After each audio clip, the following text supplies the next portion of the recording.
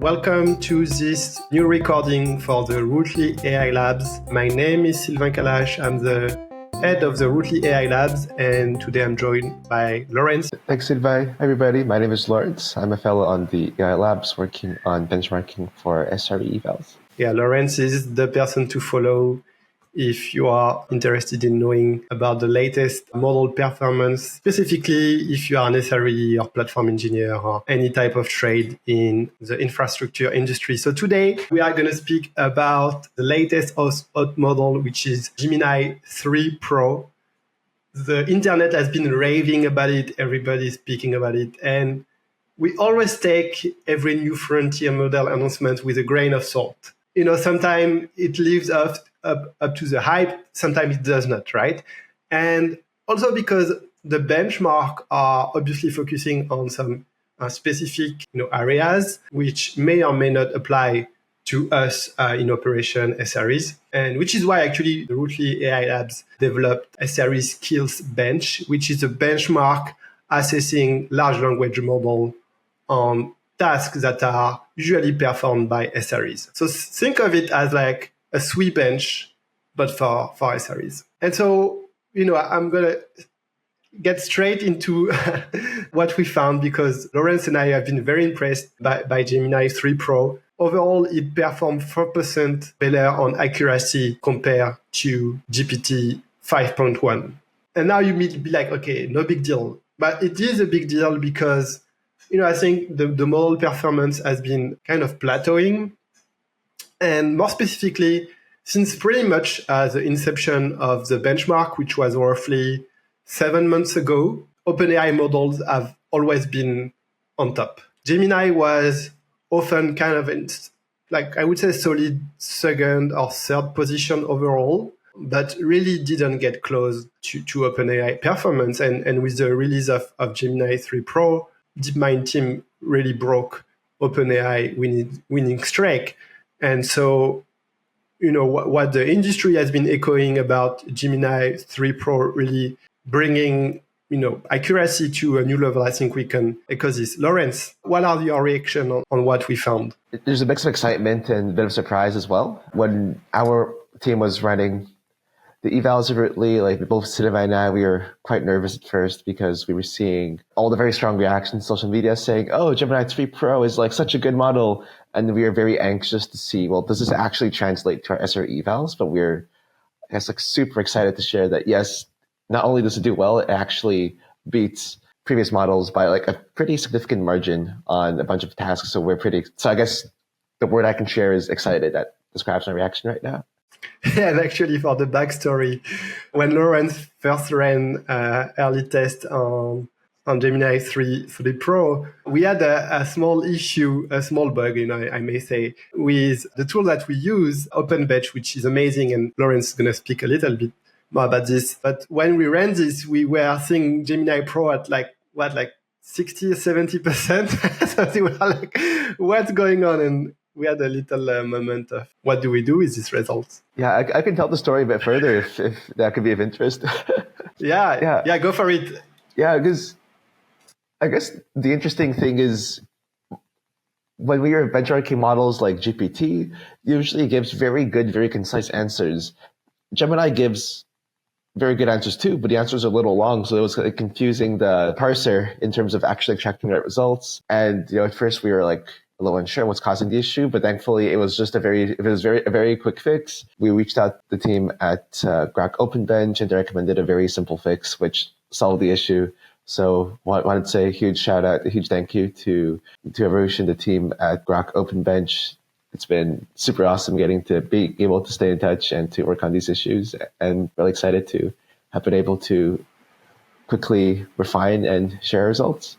Cool. Yeah. Big thanks to Arush and Natasha for quickly helping us pinpoint the issue. And Laurence is going to speak a little bit about our partnership with Grok later in this video. But I also wanted to highlight a few things. So Laurence is going to speak about the methodology more in depth later on. I just wanted to highlight that really, I think Gemini 3 Pro is very an impressive model, and it actually beats GPT 5.1 on all the tests, which is very rare. Usually, we always speak about trade-off because it is a reality. Like there is always trade-off. And as I say, like, maybe a model good in math or coding and maybe not good at SRE task, which, I think might be the case for this one. But in the case of SRE here specifically for our benchmark, which is SRE-skills-bench, Gemini 3 Pro, like, was the best across like all our tests. So it's super impressive.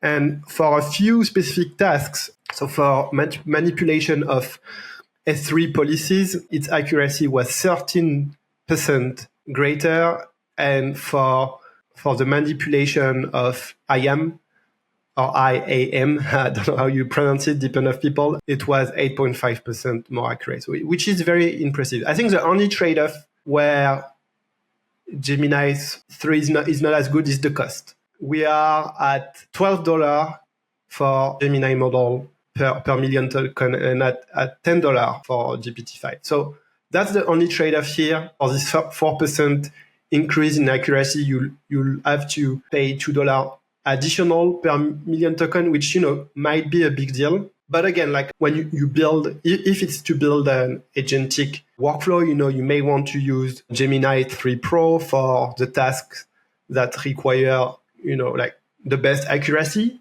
and then maybe like cheaper model, open source models for the tasks that, handle the volume. I don't want to get too much into this, but I think that's the idea here. If you want accuracy, like Gemini 3 Pro will be your best bet.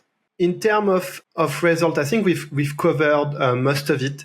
I think we should get into the benchmark methodology. Laurence, can you tell us how the SRE-skills-bench is architectured and what tasks do we have here? Absolutely. So this is the first time we're actually publicly releasing, I believe, 6 additional benchmarks that were part of the just a benchmark which we're calling SRE-skills-bench. So 8 of these benchmarks we use are Terraform tasks. So the language model that we're evaluating is given an instruction, for instance, what is the best way to add a certain change to, let's say, Azure Kubernetes or to storage on Google Cloud. So there's a very specific instruction, and then the language model is given 4 proposed changes. Often that these changes contain, actual configuration information or actual code diffs. And the language model has to pick which one of these 4 options is the best choice to resolve the initial instruction or the initial request. So we've just ran these on 8 different Terraform tasks. And we also maintained our original GMCQ benchmark, which similarly evaluates how can a language model choose the best pull request that resolves an issue. So holistically, these are a bunch of different tasks that revolve around determining if a language model can correctly resolve an issue or correctly fulfill a request for SRE-related tasks. As Laurence explained, kind of the summary is we have tasks for networking, compute, and storage configuration manipulation across 3 major cloud providers, AWS, GCP, and Azure. And I think it's a total for Terraform of roughly 4,000 tests, which is fairly significant. Can you share a little bit about the data set? Absolutely. So the data itself has a mix of code diffs, configurations, and also step-by-step instructions that we created here at Rootly. So essentially the data set itself has request followed by 4 options. Each of these options contains step-by-step instructions, code diffs, some configuration information, and the language model has to choose which of the 4 provided options is the best at resolving the instruction that is given to the language model. So this is the shape of the data set. And like Sylvain said, we have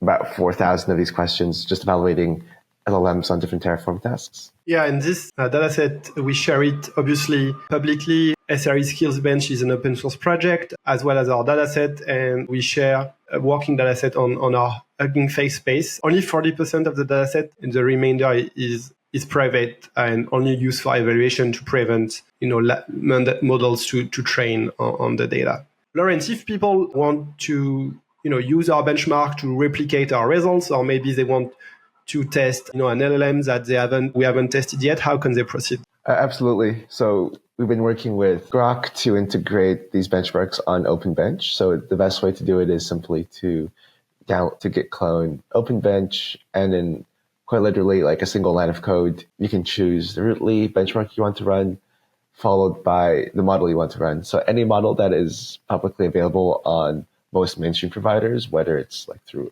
OpenRouter or through inference providers or through private closed models like from Google, OpenAI, or other sources. Basically, you can run all of these on OpenBench. So in the terminal, you just write OpenBench eval, name of the rootly benchmark, name of the subtask, the model itself, and in that single line of code, you can basically benchmark any model you want on our rootly evals which are out there. Maybe you can speak a little bit for some of our listeners who don't know about Grok OpenBench. Can you share a little bit about the mission behind this tool? I actually had the chance to spend a work term at Grok, so I was able to contribute to OpenBench kind of like during its early releases.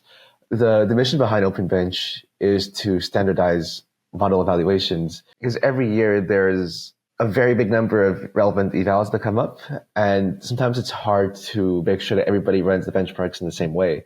And this is quite significant because, to give one example, like trying to figure out, like, let's say if a model has to choose the best out of 4 options, if you give the model a multiple choice question sort of test, if the model returns, a single letter like A, B, C, D, that's valid. But if the model returns choice A, that's also valid. The model returns, I think A is the best answer. These are all equivalent statements, but depending on how you evaluate the model, you might get different results. Because maybe one person would say the model has to return only a single character. Maybe another person would say, well, a model has to be semantically correct. So as long as it mentions choice A, that's fine. So you have all these different criteria, these conflicting criteria, which might give conflicting results. So what Grok OpenBench does is not only is Grok Bench, standardizing all these evals by grouping all of these important mainstream evals together in one spot, it also makes it very, very easy to run. And it's also very transparent because you can basically run any mainstream model on Grok OpenBench. So in short, Grok OpenBench is this super cool tool that Grok developed that is fully open source that standardizes evals across models. Yeah, and like when, especially in the era where model performance is consolidating, a few percent, can make a lot of difference nowadays. We are not, seeing like this, barely seeing this like double-digit increase, especially as we are getting in the benchmark where we are getting in the 90% plus performance. Obviously, there is no more room to grow above 100%, right? So every little point or mistake matters. So obviously, there is a lot more we could speak about our methodology. Laurence, with leading the charge for benchmarking at the Rootly AI Labs that develop a number of different tests. You are going to present your work very soon in December, right? So if some people in the audience wants to meet you, where can they find you? Oh, yeah, we have some really exciting news to share. So we found out recently that our work has been accepted at NeurIPS, at the Efficient Reasoning Workshop. NeurIPS is the largest machine learning conference for researchers in the world. Every year it attracts, not only researchers, but also industry folks, students, startups, people of all different career paths all together. So we'll be at NeurIPS on Saturday, December 6th during the entire day at the Efficient Reasoning Workshop. So we're excited to present some of our latest reasoning benchmarks there, and we'd love to see you there. So if you have any questions, please feel free to find us there. All right. So yeah, I think the summary of this video is that if you are an SRE and you are using coding agent, for your vibe coding or whatnot, Gemini 3 Pro is basically pretty much your best option. Or if maybe you are building agentic workflow to automate some processes, are also the best option. And yeah, well, really exciting, and congratulate the DeepMind team. I think it was fairly, I don't know if boring is the right word, but OpenAI was killing it. And now, I think the game is back on. So all of this was built by the Rootly AI Labs. Quick reminder, we are a community-driven initiative. We are here to really redefine reliability engineering by developing prototypes. We create a bunch of open source tools and research that's really here to understand what AI can bring to the world of reliability and hopefully advance the standard of operational excellence. Our fellows range from senior engineers with decades of experience at companies like LinkedIn, Venmo, Docker, and so on, but also students like Laurence who are at university like Waterloo, Carnegie Mellon. So yeah, if you are interested in operation, in AI, if you want to build, think of it as like a constant hackathon, feel free to reach out. And also, if you are interested in contributing to SRE-skills-bench, whether you are an individual or a company or research lab or an organization, please reach out to us. And finally, a big thank you to Anthropic, Google DeepMind, and Google Cloud for graciously supporting the Rootly AI Lab. Thank you for watching and see you later. Thanks so much.